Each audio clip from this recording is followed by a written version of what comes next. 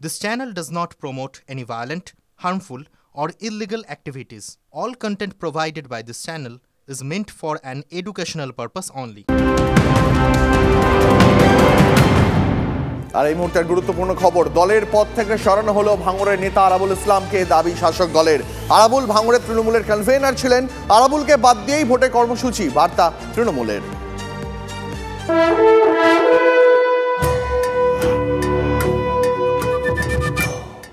এদিকে প্রথম দফা ভোটের আগে আজ শেষ প্রচার।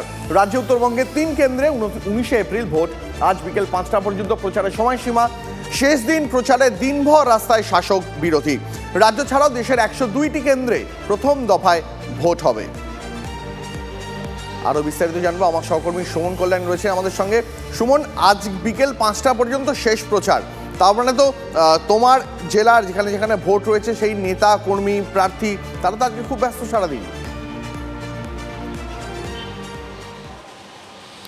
একেবারেই দেখো, গতকালকেই আমরা দেখেছিলাম সেই ছবিটা, আজকে রামনবমী, ফলে রামনবমীকে ঘিরে এখন প্রচার কোন দল কিভাবে করে সেটাই কিন্তু এই মুহূর্তে দেখার। কারণ প্রচারের শেষ দিন, অর্থাৎ যেভাবে বিগত দিনের প্রচারগুলো আমরা দেখেছি, বিভিন্ন জায়গায় মিছিল, বিভিন্ন জায়গায় মাইকিং হচ্ছে, মিটিং হচ্ছে, আজকে কিন্তু সেই ছবিটা দেখা যায় কি না এখন কিন্তু দেখার বিষয়টাই। কারণ রামনবমীতে বিজেপি, বিশ্ব হিন্দু পরিষদ, বজরং দলের একাধিক কর্মসূচি গোটা জেলায় রয়েছে। বিজেপির প্রার্থী নিশীথ প্রামাণিক কোথাও দিনহাটাতে সেই মিছিলে হাঁটবেন, কখনো কোচবিহারের সেই মিছিলে হাঁটবেন, এমনটাই আমরা জানতে পাচ্ছি।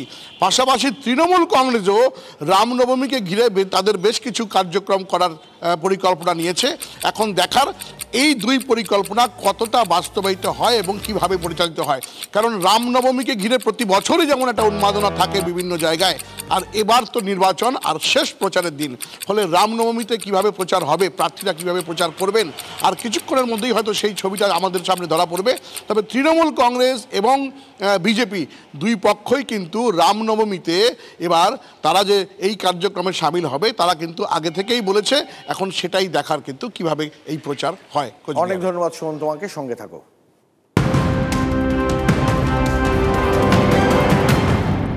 এদিকে মধ্যবিত্তের নাগালের বাইরে সোনা রূপো, 24 ক্যারেট সোনা প্রতি 10 গ্রামের দাম ৭৪,১৩০ টাকা।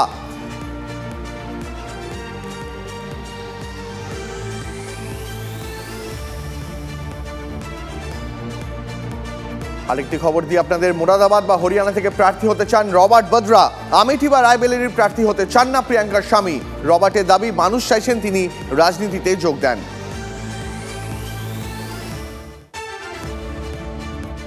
এদিকে অভিষেকের কপ্টারে তল্লাশি কাণ্ডের মাঝেই এবার নতুন বিতর্ক। এবার নিশীথ প্রামাণিকের গাড়িতে তল্লাশি অভিযান। দিনহাটায় নাকা চেকিং এর সময় বিজেপি প্রার্থীর গাড়িতে তল্লাশি চালায় পুলিশ। ম্যাজিস্ট্রেটের উপস্থিতিতেই কনভয় তল্লাশি হয়। হেনস্থা করতেই তল্লাশি, দাবি স্বরাষ্ট্র প্রতিমন্ত্রী নিশীথ প্রামাণিকের। ঘটনাকে কেন্দ্র করে রাজনৈতিক তরজা তুঙ্গে উঠেছে।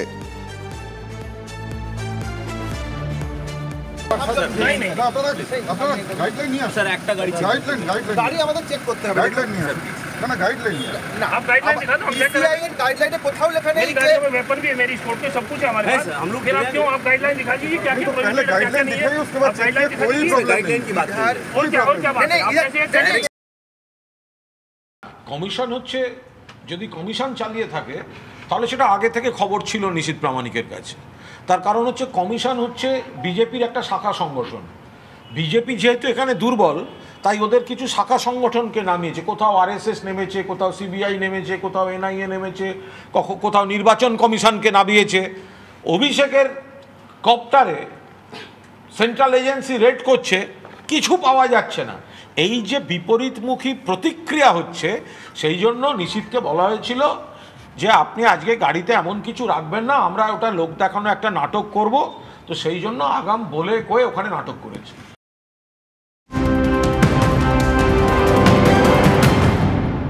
আজ যে খবরে আমাদের নজর রয়েছে, মধ্যবিত্তের নাগালের বাইরে সোনা রূপো, 24 ক্যারেট সোনা প্রতি 10 গ্রামের দাম ৭৪,১৩০ টাকা।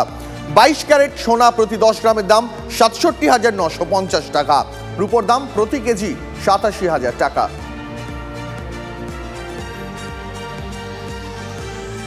সব জল্পনার অবসান, ডায়মন্ড হারবারে অবশেষে প্রার্থী ঘোষণা করল বিজেপি। একমাত্র একটি আসনেই প্রার্থী দেওয়া বাকি ছিল বিজেপির। তৃণমূল সেনাপতির বিরুদ্ধে পদ্মের টিকিটে লড়তে চলেছেন অভিজিৎ দাস। রাজ্য রাজনীতিতে খুব পরিচিত মুখ না হলেও অভিজিৎ দক্ষিণ 24 পরগনায় বিজেপির একজন গুরুত্বপূর্ণ সাংগঠনিক নেতা। সেই অঙ্কেই তাকে প্রার্থী করা হয়েছে বলে বিজেপি সূত্রে খবর। ডায়মন্ড হারবারের ক্ষেত্রে এমন প্রার্থী দেবো যে ওই সিট বিজেপি। প্ল্যানিং চলছে, সমস্ত প্ল্যানিং। কোনো সময় জানেন বড় জাম্প দিতে গেলেই পেছন থেকে দৌড়ে আসতে হয়। কে হবেন সেই প্রার্থী তা নিয়ে জল্পনার অন্ত ছিল না। কত নাম যে হাওয়ায় ভেসেছে তার ঠিক ঠিকানা নেই। শেষ পর্যন্ত বিস্তর ভাবনা চিন্তা পরিকল্পনা করে ডায়মন্ড হারবারের প্রার্থীর নাম ঘোষণা করল বিজেপি। তৃণমূলের সেকেন্ড ইন কমান্ড অভিষেক বন্দ্যোপাধ্যায়ের বিরুদ্ধে অভিজিৎ দাসকেই বাজি ধরল পদ্ম শিবির। কে তিনি? অভিজিৎ বর্তমানে রাজ্য বিজেপির নির্বাচন পরিচালন কমিটির সহ আহ্বায়ক। দীর্ঘ 20 বছর আরএসএস এবং বিজেপির বিভিন্ন পদ সামলেছেন। দক্ষিণ 24 পরগনা জেলা বিজেপির সভাপতিও ছিলেন। পেশায় আইনি উপদেষ্টা এবং সমাজকর্মী। বিজেপি নেতাদের কাছে ববিদা নামেই বেশি পরিচিত। তবে অভিজিৎ যে এবারই প্রথম লোকসভায় প্রার্থী হচ্ছেন তা কিন্তু নয়। 2009 সালে ডায়মন্ড হারবার থেকে লড়েছিলেন অভিজিৎ দাস। সেবার ভোট পেয়েছিলেন 37,542টি, শতাংশের হিসেবে 2.88। 2014 সালে অভিষেক বন্দ্যোপাধ্যায়ের বিরুদ্ধেও প্রার্থী হয়েছিলেন অভিজিৎ দাস। ভোট পেয়েছিলেন 2,858টি, শতাংশের হিসেবে 15.92। 2014 সালে থার্ড বয় ছিলেন বিজেপির ববি। না কোনো ভোট করতে দেয় অভিষেক ব্যানার্জি। 2014-এ ও দাঁড়িয়েছিল 71,000 ভোটে জিতেছিল। 200 থেকে 300 আমার কাছে এখনও সে সমস্ত চিঠিগুলো আছে, ডিএমকে লেখা, ইলেকশন কমিশনকে লেখা, যে কোন কোন বুথেও ছাপ্পা মেরেছিল। 36,000 ভোট তখনই যদি কমিয়ে যেত অটোমেটিক্যালি হেরে যেত। জেলা বিজেপির সভাপতি থাকাকালীন 2018-এ দলীয় কর্মসূচিতে যোগ দিতে যাওয়ার পথে আক্রান্ত হন অভিজিৎ। গুরুতর জখম হয়ে হাসপাতালে ভর্তিও হন। পৃথিবীর কোথাও শুনেছেন যে কোনো ক্যান্ডিডেট তার বিরুদ্ধে কেউ যদি দাঁড়ায় তাকে কেউ অ্যাটাক করে? অভিষেক ব্যানার্জি সেটা করেছে। 2018 21 ডিসেম্বর ডায়মন্ডের কপাটহাটে ওর জাহাঙ্গীর বাহিনী, গৌতম অধিকারীর বাহিনীকে দিয়ে আমাকে মেরে আজকে আমি ফিজিক্যালি ইনজুর্ড, আর pipe plate, spinal cord fractured. 2019-এ অভিজিতের বদলে নীলাঞ্জন রায়কে প্রার্থী করেছিল বিজেপি। সেবার 3,20,000-এরও বেশি ভোটে জেতেন অভিষেক বন্দ্যোপাধ্যায়। সূত্রের খবর, বিজেপির একাংশ এবার চেয়েছিলেন ডায়মন্ড হারবারে কোনো নামজাদা বা রাজনীতির চেনা মুখকে দাঁড় করাতে। তাহলে কেন ফের অভিজিতের উপরই ভরসা রাখল শীর্ষ নেতৃত্ব? তার মনোনয়নের পিছনে যুক্তি জেলা নারী নক্ষত্র জানেন ববি। এই কেন্দ্রে দুবার দাঁড়ানোর অভিজ্ঞতাও লড়াইয়ের ক্ষেত্রে সহায়ক হবে। সংগঠনের লোক, পুরনো লোক, আমাদের প্রাক্তন জেলা সভাপতি এবং 19-এর আগের যে লোকসভা নির্বাচন, অর্থাৎ 14 লোকসভা নির্বাচন উনি নিজে দাঁড়িয়েছিলেন, তার হাতের তালুর মতো চেনা পুরনো লোকের উপর আমরা ভরসা করেছি। বিজেপি প্রার্থী নিয়ে তৃণমূলের কি প্রতিক্রিয়া? শুভেন্দু অধিকারী পালিয়ে গেলেন একজন কম বয়সী একজনকে দিয়ে। অধীর চৌধুরীরা ত্রিসীমানায় গেলেন না, নওশাদকে বলি করতে চাইছিলেন যে হারতে হলে তুই বাবা গিয়ে হার, আর নওশাদ দাঁড়াতে রাজি হয়নি বলে তখন তাকে ট্রোল করা শুরু হয়েছে। আমাদের বক্তব্য, ডায়মন্ড হারবারে কাউকে না কাউকে তো প্রার্থী দিয়েছে, প্রার্থী নিয়ে কোনো বক্তব্য নেই। যারা সকাল বিকেল সমালোচনা করলে অভিষেককে আক্রমণ করে তারা কেন লড়লো না? সেলিমকে 4 লাখ ভোটে হারাতাম, শুভেন্দুকে 4 লাখ ভোটে হারাতাম, আমাদের ওইটা আফসোস লাগছে।